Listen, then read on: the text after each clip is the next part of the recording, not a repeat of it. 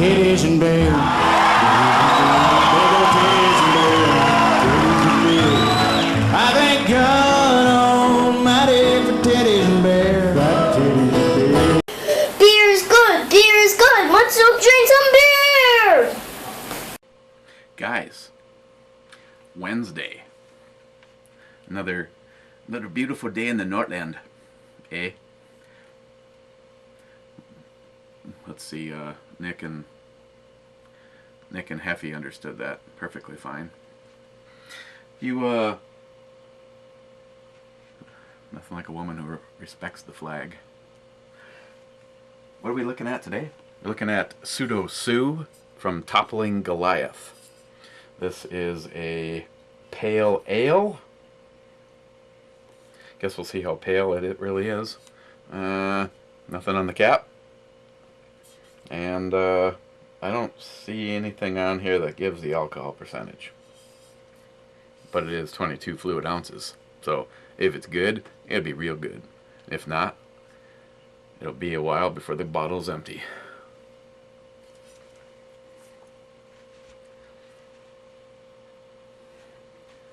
I think I'm gonna open this with a 308. I like the 308.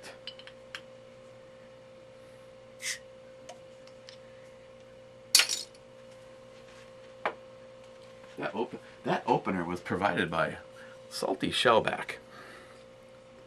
Okay, here we go. Wow. Looks like a wheat beer.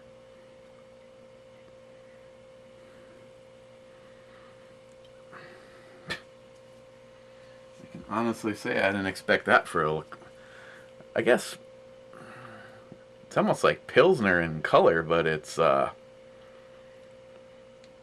if it had flakes in it, it'd look like one to Birdman's urine sample. Whew. Okay, well, it's got good carbonation, plenty of it all over the place. It has a really nice citrus and almost like a citrus and bread kind of smell to it. All the things I like in a IPA. Okay, well, let's do this. Looks like a fruit juice, to be honest.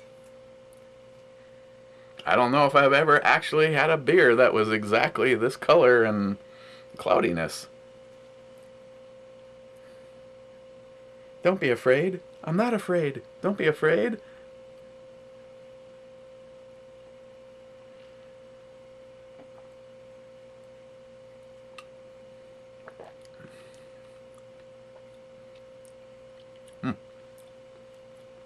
Don't be afraid. Wow.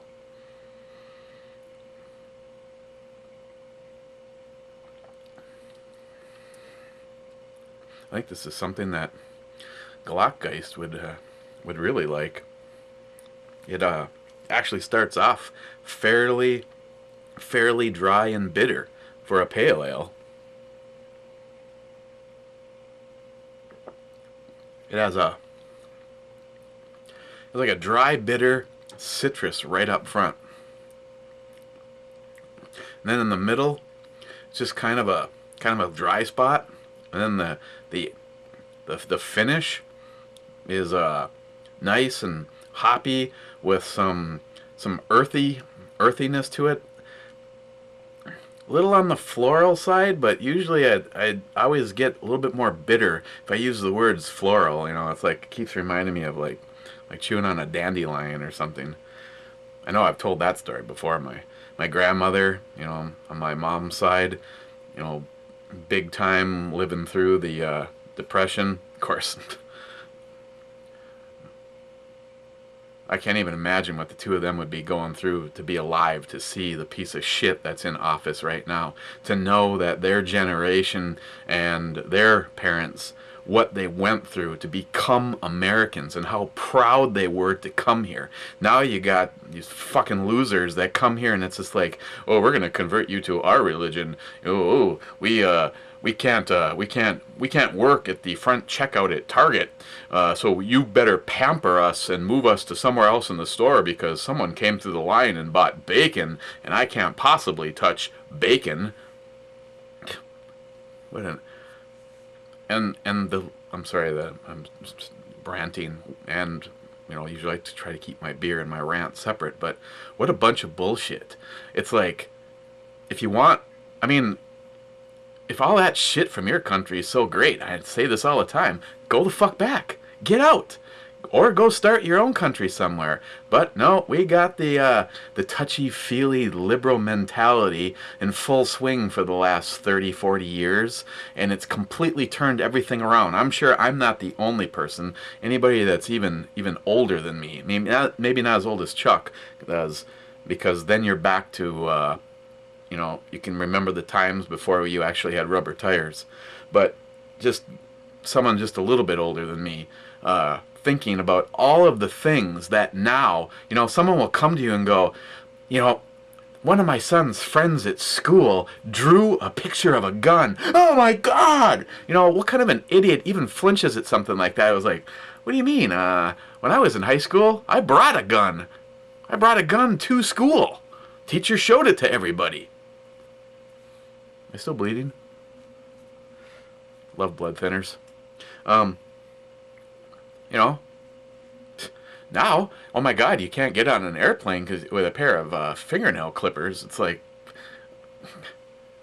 at what point does the part of our society, the ones with brains, not the liberals, but actually the ones with brains, before you boil over? The problem is right now we're kind of at that percolating point where one or two or three here and there snap and go crazy, but the liberal media is still going to make those ones look like the kooks.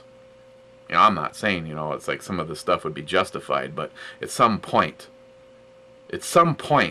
something has to change, and unfortunately some of these people don't understand anything but force.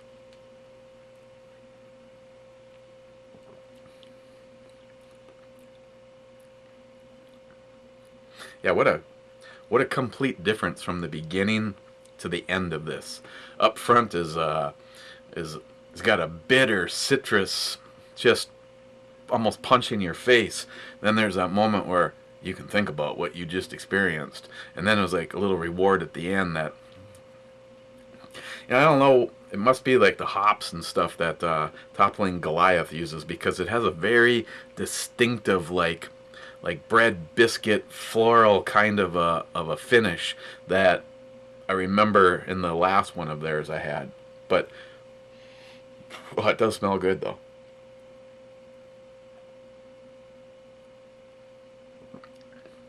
Those are all the things that Heffy says to himself on burrito night.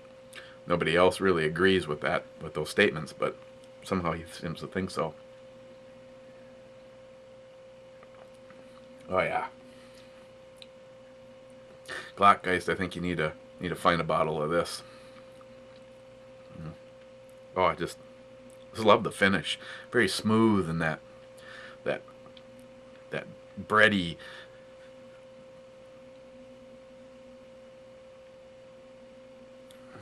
biscuit kind of thing.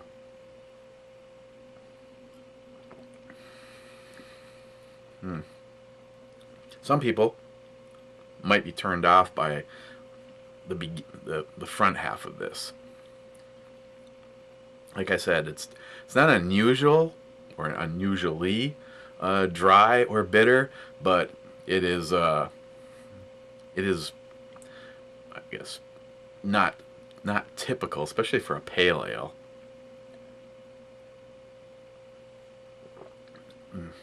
Alcohol?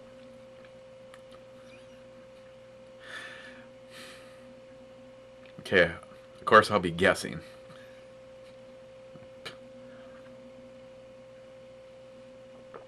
I'm not noticing it. Not really noticing it at all. If you were to notice it, and I'm not saying I am, but if you were to notice it, it's like past that that kind of dry, smooth little area in the middle. You might notice just a little bit there if you were to notice it. And then it's like, you know, it's like secret alcohol. It's like, I'm not saying I noticed it, but if I did, it was like right before the end.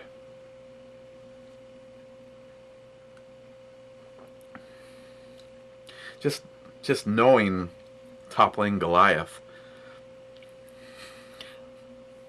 Shit. I'm gonna go 6%. You know, give or take 3%. Six. I'll just go with 6. If this one's like a 9.5 or something, I'm gonna be really damn impressed.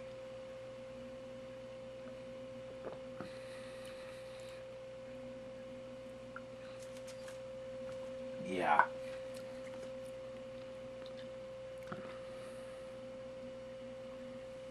Gotta like the big bottles in this situation. PseudoSue Pale Ale from Toppling Goliath. This is like awesome. I'm gonna give this a 10. 10. I'm still bleeding, ain't I?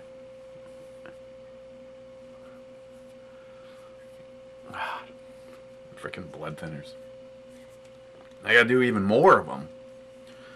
There's a number, you know. Hopefully no one ever has to go through it, and I even question why. Now it's just kind of like, oh, you know, it was find a blood clot, yet, you know, like a week and a half later, it's not, but they still make you do this shit for 6 months. But there's a range you're supposed to be at, and it was just like, I actually, just before I came down here, got off the phone with her, and I'm just like, out of curiosity, is there like a norm? She says, not really. You know, some people are as little as 2 milligrams a day, and they can get between your pro time level, whatever the hell that is, supposed to be between a 2.0 and a 3.0, and she says some people, you know, they can get away with 2 milligrams and get above a 2.0, and other people take 20 milligrams to maintain that. I was like, great.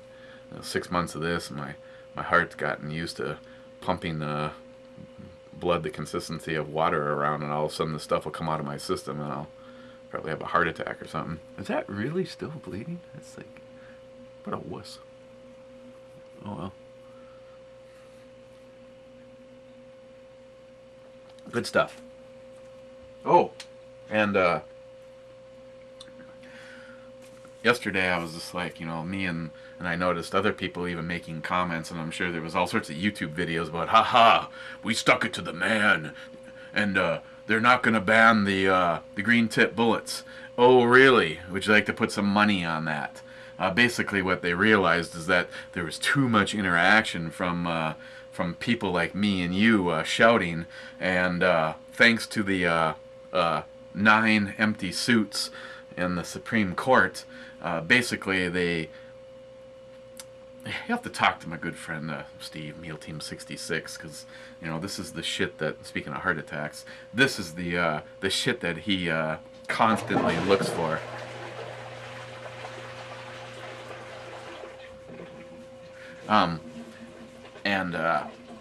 He put up a thing that I shared on Facebook, and basically what the Supreme Court is basically saying is that without any interaction, without giving word out to people that they're looking into changing things, they'll just be able to arbitrarily do it. So just because right now people are going, yahoo, we get to keep our green tip bullets, they could wait, and in 3 months, just the law changes.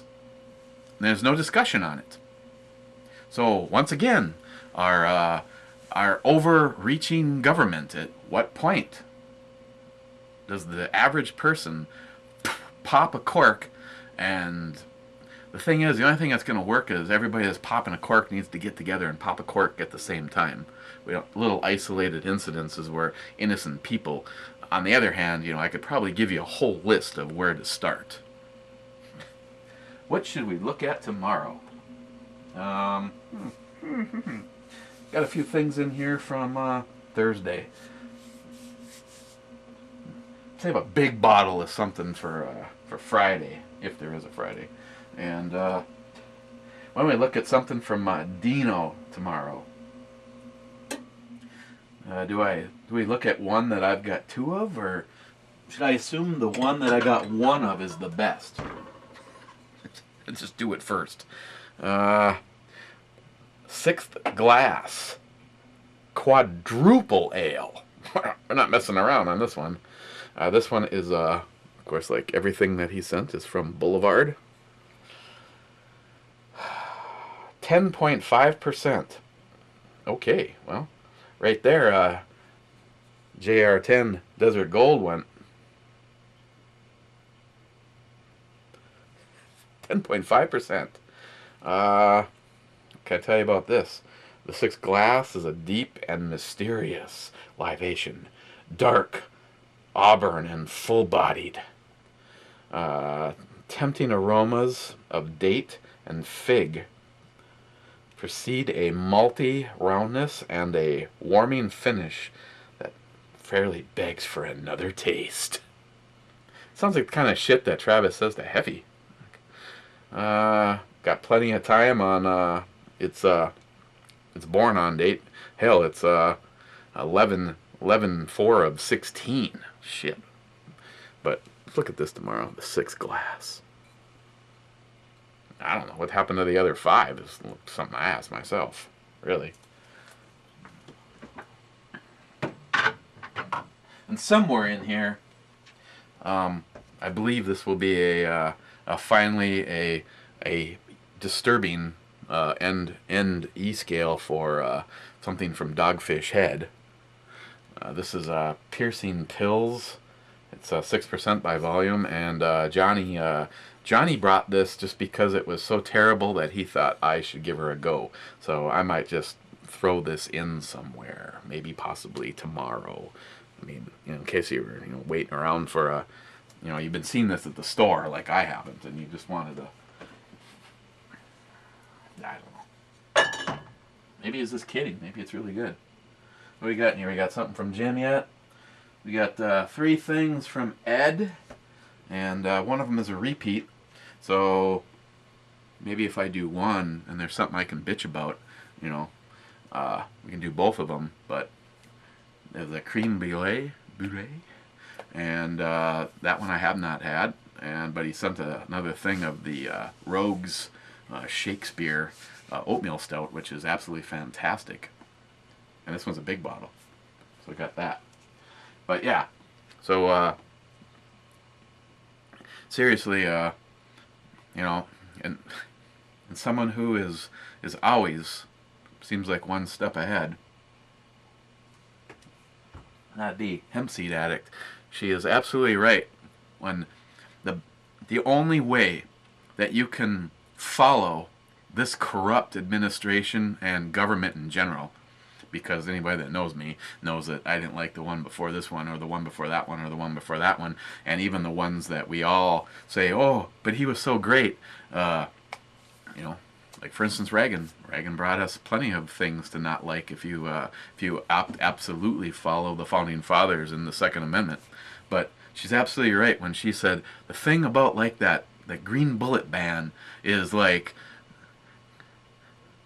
this is it right here. Right here. This is it right here. But what you don't know is what's going on right here. Everybody's busy looking right here. Well, the government is screwing you right here. Right there, as a matter of fact. So, that's probably the case. But, like I said, with what went down yesterday and the Supreme Court basically giving them the power to just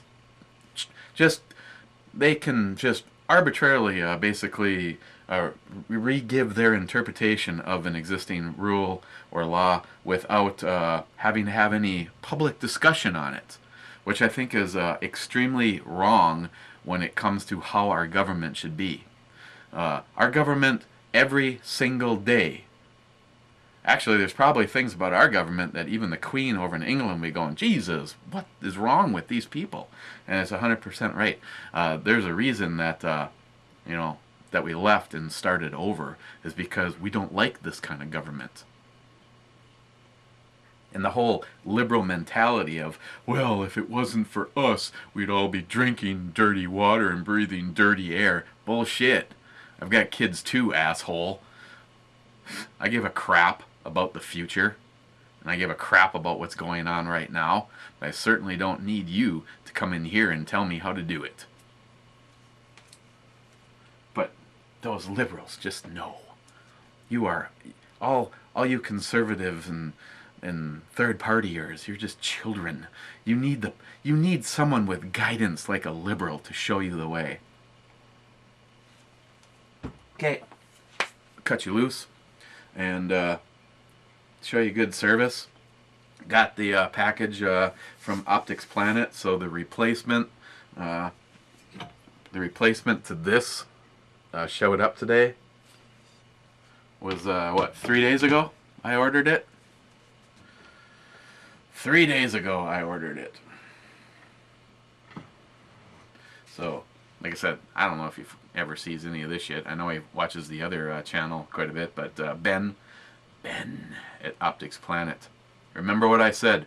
You need anything from Optics Planet. Definitely. For instance, this. I just saw a sales ad on this from another company, a company that I actually have quite a bit of stuff from, and this scope without the mount was $480, and Ben got me this with the mount shipped to the house for $440.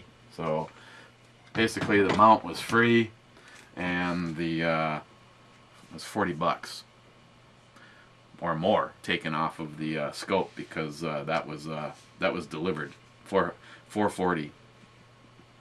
So remember to dial up Ben's extension $495 and tell him